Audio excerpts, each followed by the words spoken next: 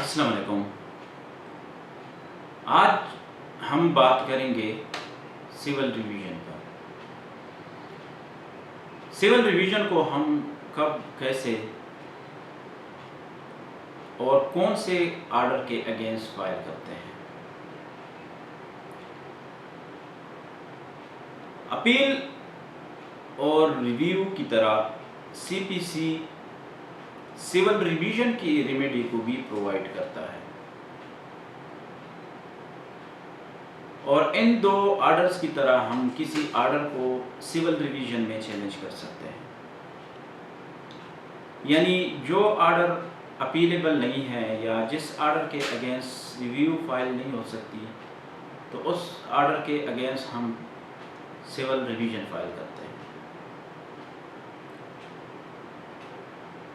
Section 155 of the CPC provides about the civil revision.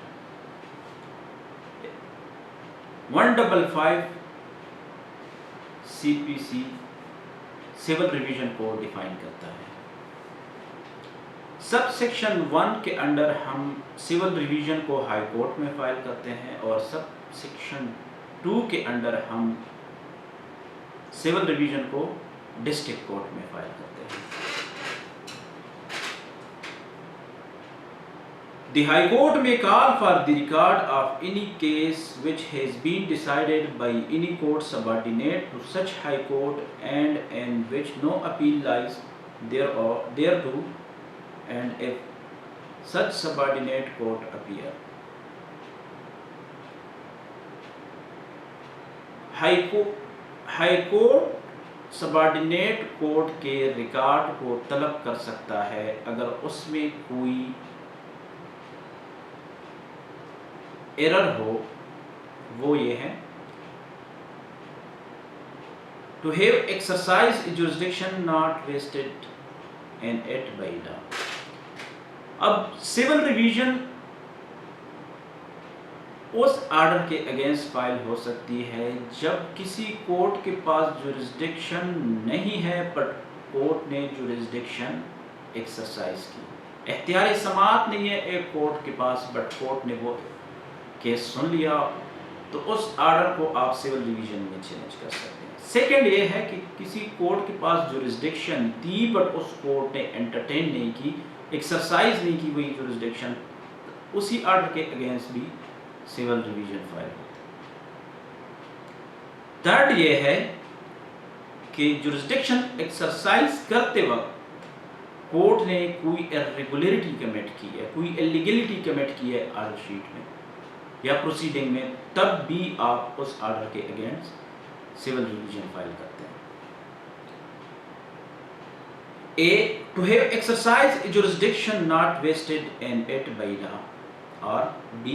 To have failed to exercise a jurisdiction so vested, or C. To have acted in exercise of its jurisdiction illegally or with material irregularities. اب یہی jurisdiction, یہی power district court بھی exercise کر سکتی ہے revision سننے کے لیے. The district court may exercise the power conferred on the High Court by subsection 1 in respect of any case decided by a court subordinate to such district court in which no appeal lies, and the amount or value of subject matter whereof does not exceed the limits of the appellate jurisdiction of the district court. اور اگر valuation of the case district court کے jurisdiction سے beyond نہ ہو، تب وہ case civil اور district court وہی ریویژن ڈسٹرکٹ کورٹ سن سکتی ہے.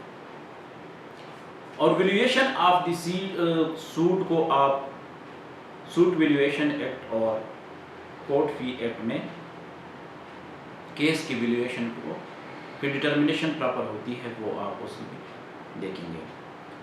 اور پراپر کبھی ہائی کورٹ بھی اس ویلیویشن کے لیے ٹائم ٹو ٹائم نوٹیفیکیشنز نکال لیتی ہے.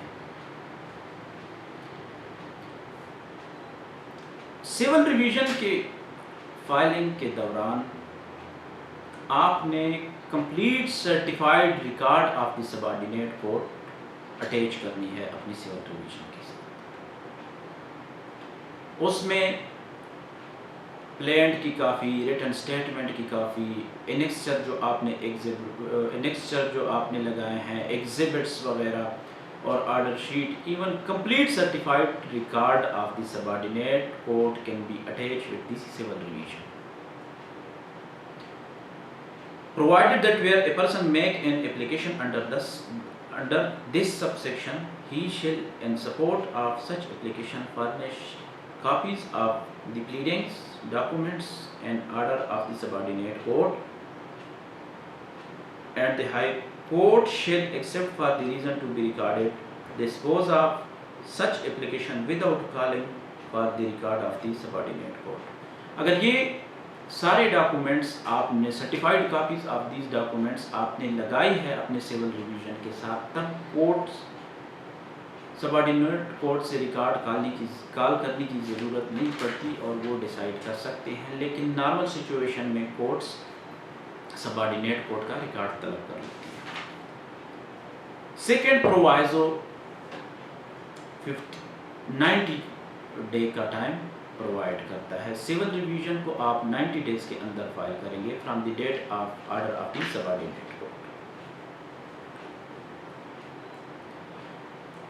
Revisional jurisdiction can be exercised only in those cases where subordinate court has exceeded its jurisdiction, or has declined to exercise jurisdiction, or has acted in exercise of its jurisdiction in a manner contrary to law, or a manner not warranted by law.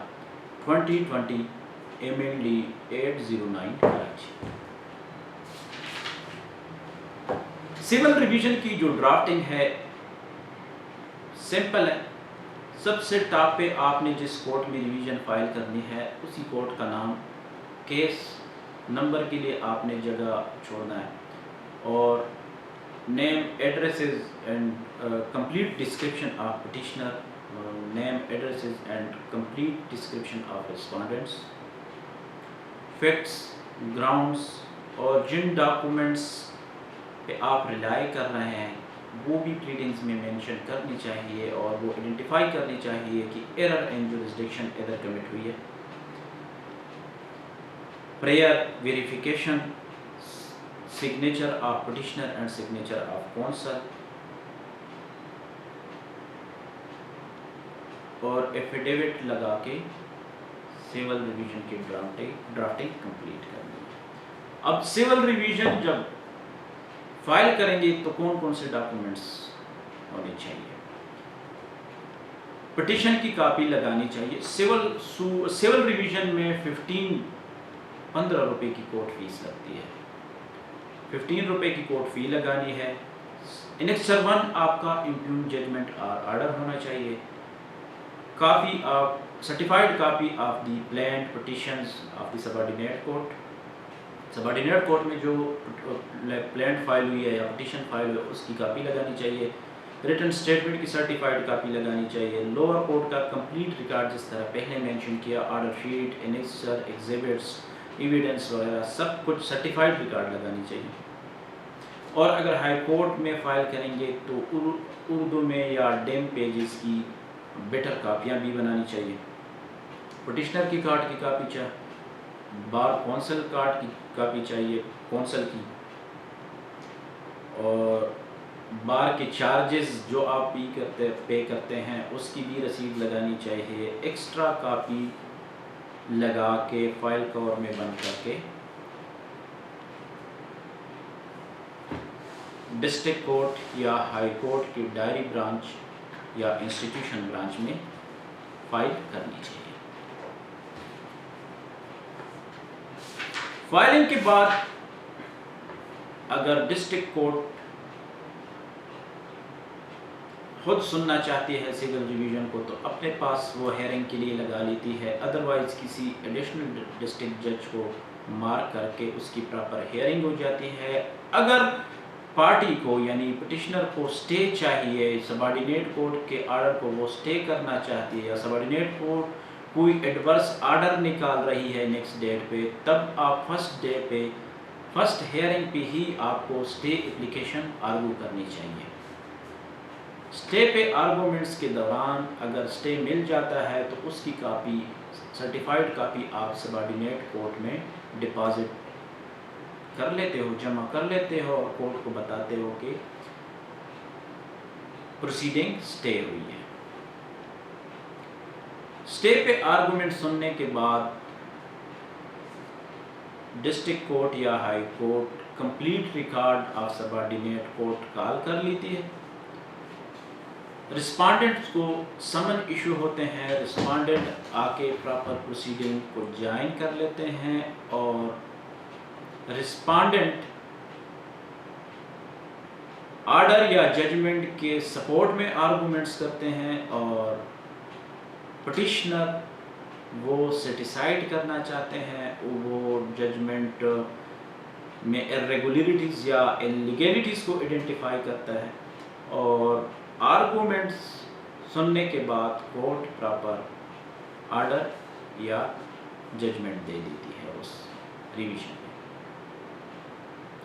अगली video तक इजाज़त दीजिए। अल्लाह हाफ़िज़।